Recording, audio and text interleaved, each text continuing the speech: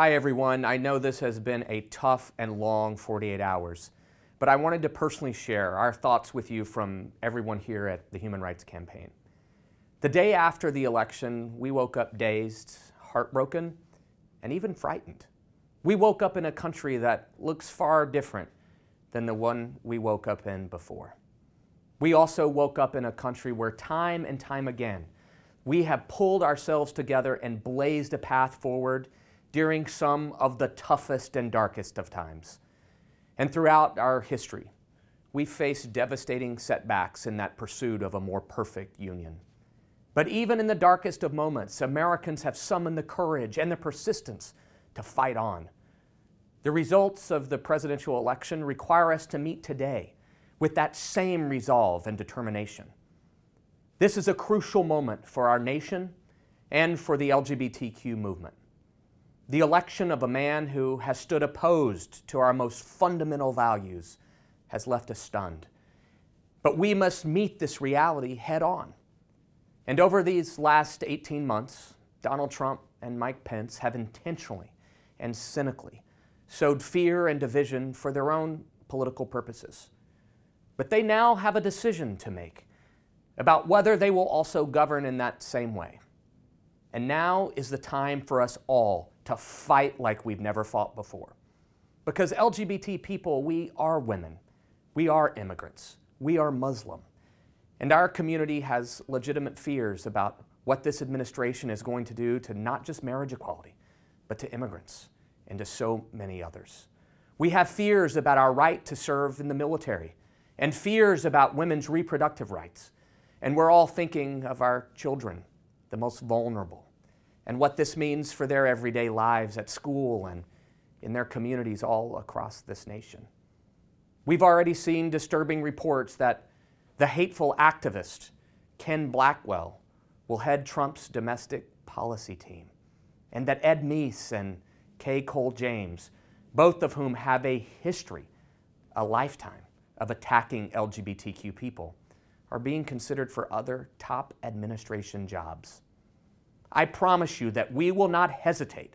We will not hesitate to fight for what's right and to defend each and every one of you and every member of our diverse community from their hate.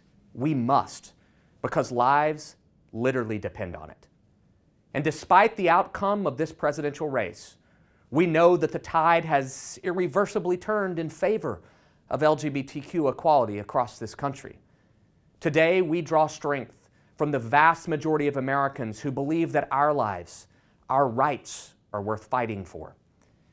Thanks to you and your tireless work, we deployed the largest Get Out the Vote effort in our organization's history. And we do have a bright spot with what's happening in North Carolina.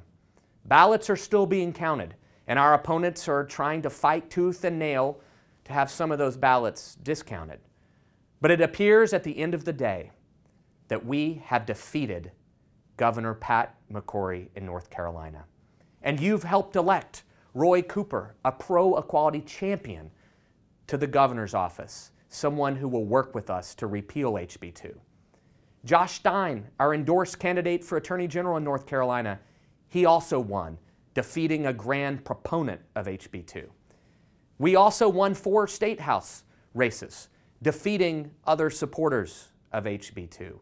This is a broad, bold statement of that state's opposition to that hateful bill.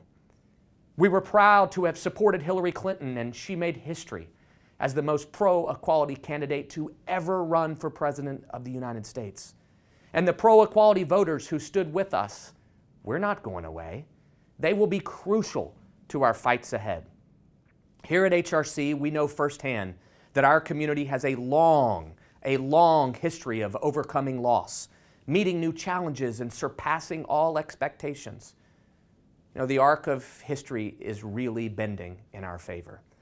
But it's not going to happen overnight without really hard work. And we cannot do this without you. As an organization, we are nearly 2 million people strong and growing.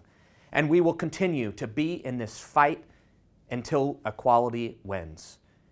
Now is the moment to turn all of our anger and all of that grief into action.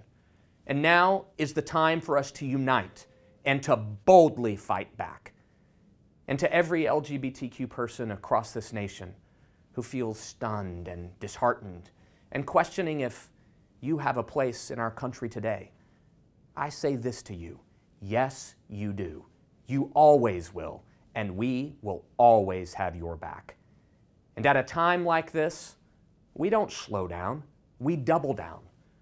Because love will, at the end of the day, always win.